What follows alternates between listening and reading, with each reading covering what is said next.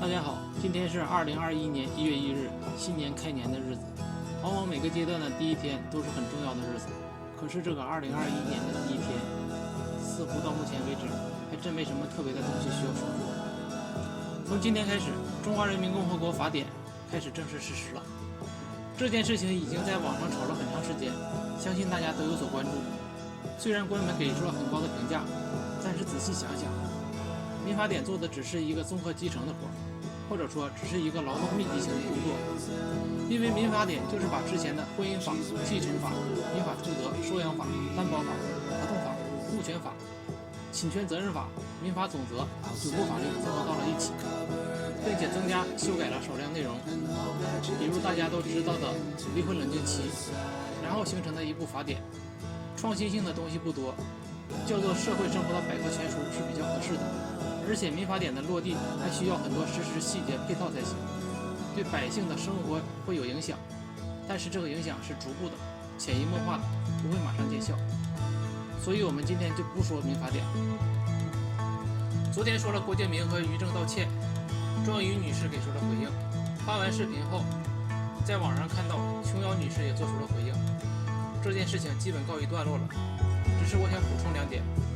一是我坚持认为郭敬明和于正的道歉不是发自内心的；二是请大家继续关注庄宇女士或郭敬明大导演的反剽窃基金何时落地。那么说点什么呢？说说发生在2020年和2021年交替之时的一件事情吧，那就是油价又涨了。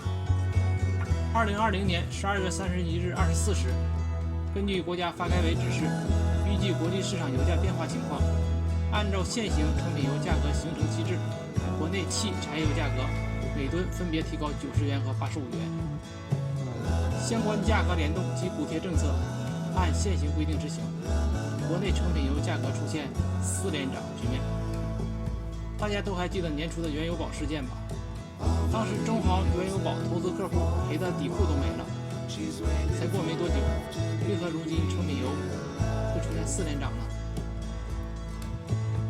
我们综合各方面消息分析一下。首先，美国通过一篮子综合法案，包括9000亿美元的疫情援助法案及1.4万亿美元的常规联邦政府拨款法案。根据美国银行的预测，这份9000亿美元的援助法案将在2021年对美国经济贡献约2.7%的增长。大部分影响将会在1季度显现，对市场有一定提振。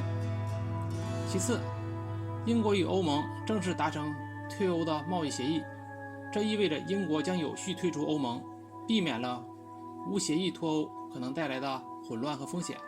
英国首相约翰逊宣布，英国已完成脱欧，今天起实施全面的政治和经济独立。第三呢，美国能源信息署数据显示，截至去年的12月18日当中，原油库存减少56.2万桶，至4.995亿桶；汽油库存意外减少110万桶，至2.378亿桶；包括柴油和取暖油在内的油跟油库存减少了230万桶，至1.489亿桶。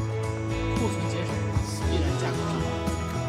上面3个原因是此次国内油价上涨的主要原因。接下来油价走势如何呢？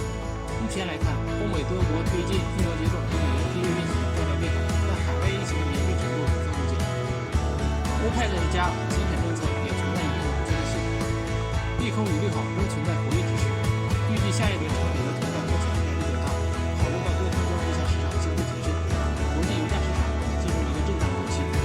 其实不管是涨是跌，对普通百姓来说，家用轿车1箱油也差不了多少钱。比如这次油价上涨，按照一般家用汽车油箱50升容量估算，加满1箱92号汽油也就多花3块5毛钱，还不够买一个面包的钱，所以普通百姓暂时大可不必紧张。好了，这就是今天的消息，祝大家元旦快乐。